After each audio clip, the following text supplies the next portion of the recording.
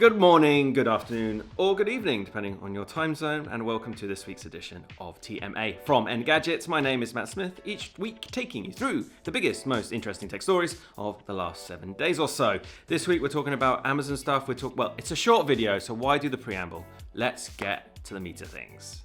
First up, this week, Amazon had a huge hardware launch event in New York City. And there were lots of, predictably, Echo speakers, some new Alexa tricks, more Nest cameras, and yes, more Kindles, aka the only Amazon hardware I'm remotely interested in.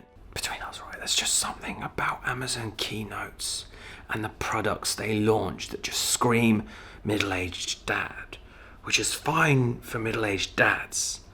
But what about me? Now, naturally, if you're hyped about more Echo docs and, let me check the script here, Alexa Home Theater with Echo, that's all available to browse over at Engadget.com. But here in TMA, we're talking about the Kindle. The Kindle Scribe 2 and Kindle Colorsoft appear to have been smushed together this year, creating a full color version of Amazon's writing tablet. It also packs a new rendering engine, which is meant to make writing more fluid, natural, and fast. The Kindle Scribe Colorsoft will be available in the US later this year, starting at $630. It's also coming to the UK, and Germany in early 2026. But if you think color is overrated, don't worry, there's a new regular Scribe 2 with a bigger screen that better matches typical paper sizes.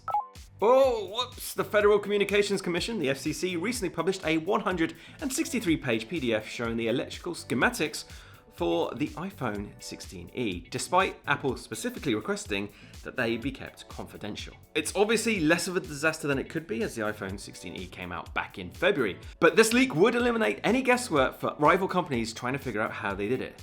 Oh, I see what they did there. Just the one camera. This was likely an FCC mistake, according to the report by Apple Insider.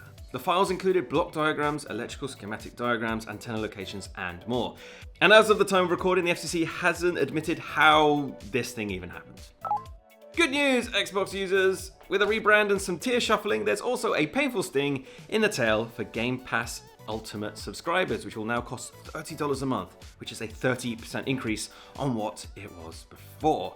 And there's no discount either if you decide to go for an annual sub. Also notable, it's the second price jump in the last 2 years. It went up from $17 to $20 in July 2024. And yeah, all of a sudden $3 doesn't look so bad.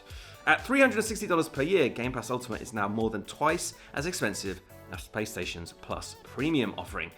But if you're willing to pay up, there's 45 more games added this week, including a lot of Assassin's Creed and Far Cry series games, which obviously definitely aren't very similar to each of the other games in the series. Meanwhile, Sony is marketing the 30th anniversary of PlayStation. We're here at Sony's booth at TGS 2013. And it's celebrating it by selling stuff, things like PlayStation 5 consoles and accessories styled after the original PlayStation. Now it's publishing a photography book showcasing never-before-seen prototypes, concept sketches, and even design models that shaped the hardware development process. Although it's a little unclear exactly who this stuff is aimed at. Oh, me. It's aimed at me. I'll take 2 copies. That's this week's edition of TMA. Thanks once again for watching, liking, subscribing, and even commenting, as commenters are wont to do.